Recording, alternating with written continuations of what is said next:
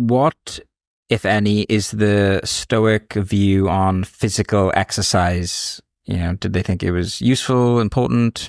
What was the role of that? They've got a surprising view on it. I guess it's hard to explain in a way, and sometimes people, for some reason, this annoys people. I think it's culturally, our view about exercise is in some ways quite different from the way it was perceived in the ancient world. So basically, their view, I think, is broadly similar to the view of Socrates and some other philosophers, which is that, exercise, first of all, plays a very different role in Greek and Roman culture. Obviously, most of them did far more exercise than we do today. So it was normal, for people to assess Roman citizens and for Athenian citizens to undergo kind of military cadet training where they would do martial arts like boxing and wrestling and pancration and stuff like that. But they also, and their athletic contests were bound up with their religious ceremonies in a way that seems kind of alien to us today. However, they also believe that people that over-exercise or become overly preoccupied with exercise. So I guess essentially their view is all things in moderation. Socrates, in Xenophon's Memorabilia Socrates, there's a really cool dialogue where Socrates is talking to a young philosopher who doesn't do any exercise. And so I guess a lot of modern people that are into exercise would love this dialogue because he basically says Socrates' arguments are often really simple. Sometimes we lose sight of that because they kind of seem convoluted, but the basic point is often incredibly simple. So he says to this guy, look, if you get a fever or you become really sick, does that affect your ability to concentrate? And the guy's like, well, yeah, obviously. And he's like, Socrates is like, well, so can you kind of reason and engage in debate? And he's like, well, no, because your thinking's all clouded and stuff.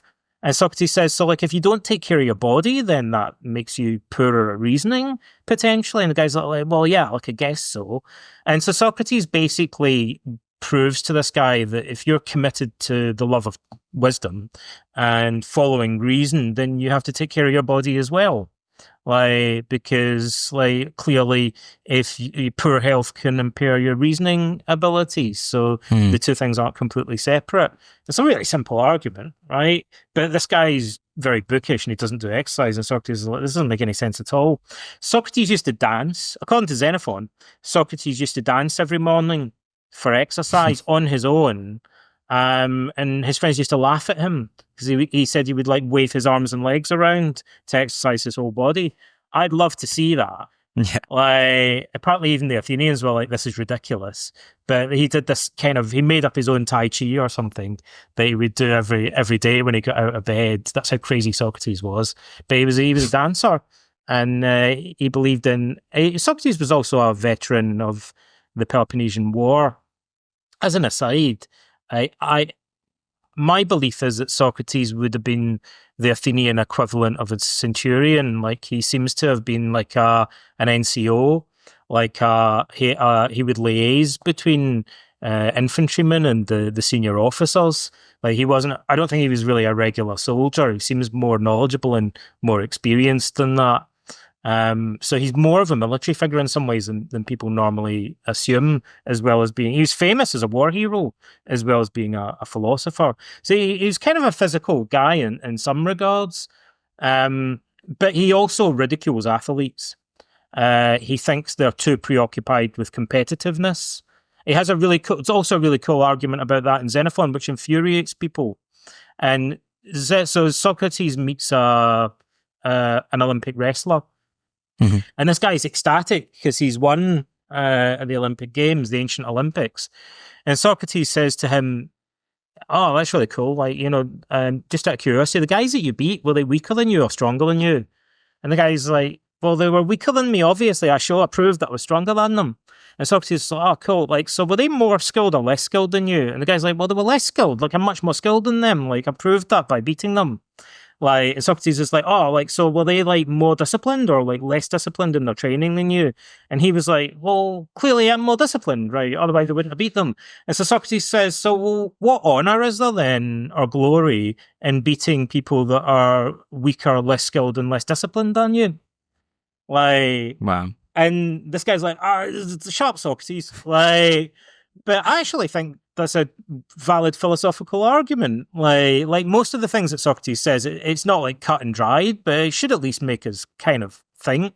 Especially, by the way, as an aside, that argument is much more pertinent today with all the scandals about drug use and other controversies that arise in competitive sport.